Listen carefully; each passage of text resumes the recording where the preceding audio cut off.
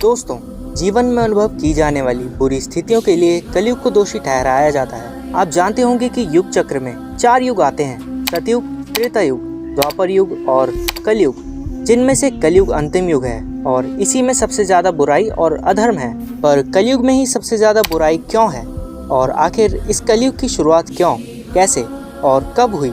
इस वीडियो में हम इन सवालों के जवाब आपको डिटेल में देने वाले हैं। तो नमस्कार दोस्तों, आपका स्वागत है ओम दी रियलिटी की एक नई वीडियो में। महाभारत की समाप्ति के साथ ही द्वापर युग की समाप्ति के दिन भी निकट थे।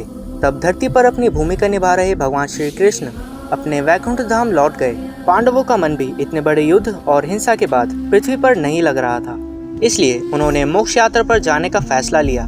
धर्मराज युधिष्ठिर ने अपने पूरे राजपाट का त्याग कर अर्जुन के पोते परीक्षित को सौंप दिया और परीक्षित को सम्राट बनाकर अपने अन्य 4 भाइयों और द्रौपदी सहित हिमालय की ओर चले गए। अब पृथ्वी पर राजा परीक्षित का शासन था, जो कि अच्छे से शासन चलाने का प्रयास कर रहे थे। पर राजा परीक्षित नहीं जानते थे कि उनसे एक भूल होने वाली थी, जिससे कलयुग की शुरुआत होने वाली थी।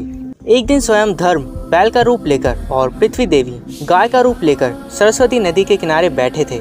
पृथ्वी देवी, जो कि गाय के रूप में थी, वो नदी के किनारे बैठी रो रही थी। उनको रोता देख बैल रूपी धर्म ने उनसे पूछा, क्या आप इसलिए दुखी हैं कि भगवान श्री कृष्ण अपने धाम वापस लौट गए और धर्मराज युधिष्ठिर भी अब यहाँ नहीं है, इसलिए अब धर्म की पुनः स्थापना नहीं हो पाएगी?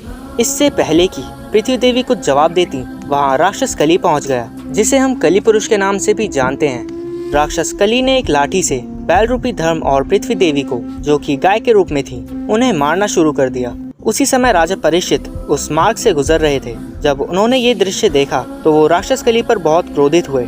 राजा परीक्षित इतने क्रोधित हो गए थे कि उन्होंने अपने हाथों में तलवार ले ली। राजा परीक्षित कली पुरुष का वध करने ही वाले थे कि राक्षस कली राजा परीक्षित के चरणों में गिर गया। राजा परीक्षित का क्रोध देखकर राक्षस कली बहुत डर गया था, इसलिए वो उनसे क्षमा मांगने लगा। राजा परीक्षित ने कली पुरुष को जीवन की भीख मांगता देख उसे मारना ठीक नहीं समझा।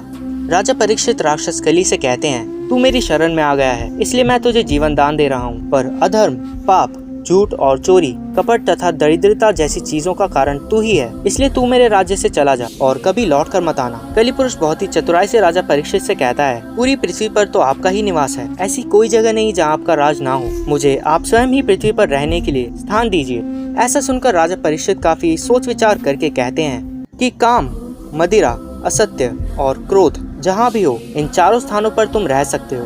पर कली तुरंत ही बोला, ये 4 स्थान मेरे रहने के लिए काफी नहीं है, मुझे कुछ और जगह दीजिए जहाँ मैं निवास कर सकूं। राक्षस कली की ये मांग सुनकर राजा परीक्षित ने उसे रहने के लिए स्वर्ण के रूप में 5वां स्थान दिया। 5 जगह मिलने के बाद कली पुरुष प्रत्यक्ष रूप से तो वहाँ से चला गया, पर कुछ समय बाद अदृश्य रूप में राजा परीक्षित के मुकुट में निवास करने लगा, क्योंकि वो मुकुट सोने का था। और इसी तरह कलयुग का आगमन धरती पर हुआ। दोस्तों, आपकी जानकारी के लिए बता दें कि सतयुग, जो कि प्रथम युग है, उसकी अवधि 17,28,000 वर्ष है। त्रेता युग की अवधि 12,96,000 वर्ष है और द्वापर युग की अवधि 8,64,000 वर्ष होती है। और जो कलयुग है, उसकी अवधि 4,32,000 वर्ष है, जिनमें से अभी केवल लगभग 5,000 वर्ष ही बीते हैं। और अभी हमारा प्रेजेंट समय एक तरह से कलयुग की शुरुआत ही है और इसे गोल्डन एज कहा जाता है। पर जैसे ही कलयुग के 10,000 साल पूरे होंगे, उसके बाद घोर कलयुग का प्रारंभ होगा। तो आज के लिए बस इतना ही। आपसे फिर मिलेंगे ओम दी रियलिटी की एक नई वीडियो में। Thanks for watching.